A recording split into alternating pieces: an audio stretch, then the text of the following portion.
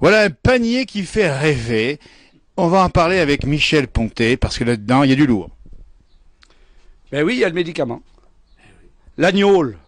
L'agnole, on parle de l'agnole sur la place du village. Mais moi, mes parents... Dis-nous un peu ce qu'il y a comme produit ici, ça. Moi, j'ai ma grand-mère, j'ai pas tout regardé, mais avec l'agnole, on faisait tout. On faisait macérer des plantes, des fruits, et vous vous soignez avec l'agnole. Mais bien sûr, il ne faut pas en abuser. Donc l'agnole, modération, bien entendu. Mais aujourd'hui, c'est un médicament, mais qui est concurrent de l'alléopathie.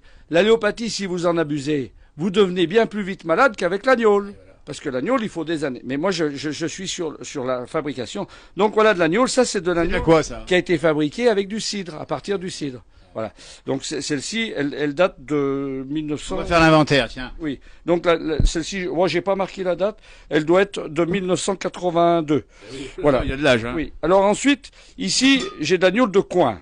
Elle est de 93, vous voyez. Perrier, on va pas faire de la publicité pour Perrier. La bouteille est... Nous, on a le BSPM, on récupère des bouteilles de Perrier. Bon sens paysan montagnard. Donc, la poire coin, c'est très très bon pour, pour le parfum, bien entendu.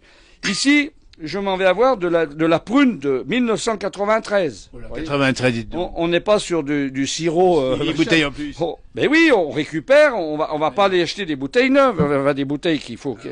Donc voilà, ici, j'ai de la cerise, oui, de 2007, voilà, de Kirsch, hein, pour les gens qui font de la cerise.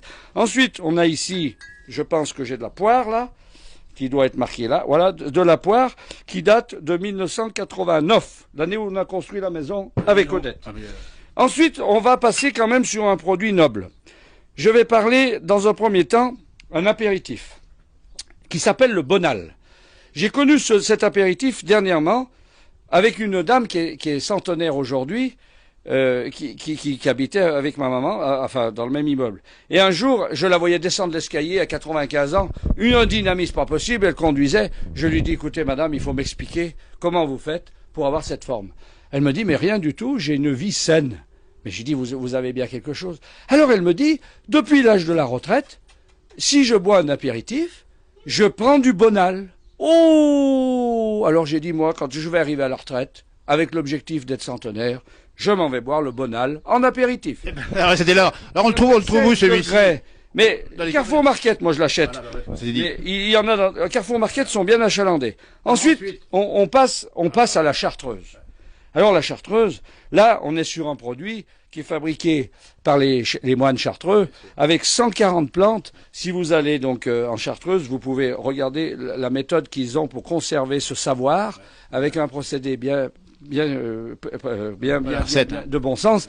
Mais je crois qu'il doit y avoir 3 moines qui connaissent la recette finale. Et je crois qu'il y a 140 ou 150 plantes.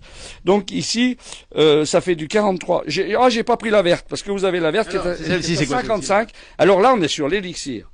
C'est-à-dire que la liqueur d'élixir, et là, c'est un produit encore supérieur. Voilà. Donc, écoutez, là, franchement, on a vu l'inventaire ici à la Prévert, c'est énorme. Alors, quand même, dis donc. Si vous voulez faire du trafic de stupéfiants, moi, je m'en vais pas me cacher. Ça coûte 33 € une bouteille de chartreuse. Eh bien, vous prenez Magnole, de cidre, de bonne qualité. J'ai pas dit de l'agneau de pigelet, c'est-à-dire l'agneau qu'on fait avec le restant des pommes. Si vous voulez faire de la bonne gnôle avec les pommes, vous broyez tout l'ensemble, vous cuvez ça dans un tonneau, et vous avez de la gnôle extraordinaire. Vous mélangez un petit peu 50% de gnôle avec la chartreuse, vous avez un produit magique et moitié moins cher. Eh bien, ça c'est énorme, d'un pire le panier, bon, le panier, on s'intéresse pas. Alors, juste un mot, avant de passer à autre chose, on va juste dire que, Michel, l'agneau c'est un médicament, ça soigne quoi en fait alors? Oui, alors moi j'ai eu quelques problèmes au niveau des intestins que j'ai pas encore tout à fait guéri, mais sur la bonne voie, parce qu'avec le bon sens, eh bien je me suis dit pourquoi les anciens fumaient la pipe. Et puis mon fils, Raphaël, pour pas le nommer, qui est maintenant aux États-Unis avec la troupe ATP La Savoie, il me dit, mais papa, tu connais pas la règle des 3 C? J'avais jamais entendu parler. Café, clope, caca. Mais moi, clope, je suis un anti-cigarette. Parce que ça, c'est le commerce du tabac qui a mis en place la cigarette avec les Américains. Mais au départ, les gens plantaient leur tabac et ils fumaient leur pipe. Tout simplement, c'est le café avec un petit peu de tabac, mais modéré, parce qu'une pipe, vous aspirez 2 fois, vous recrachez 3 fois, vous n'aspirez pas vraiment la fumée dans les poumons. Donc vous ne vous polluez pas, vous êtes pas malade. Et ça vous accélère le transit. Et vous faites... C'est pour ça les 3 C.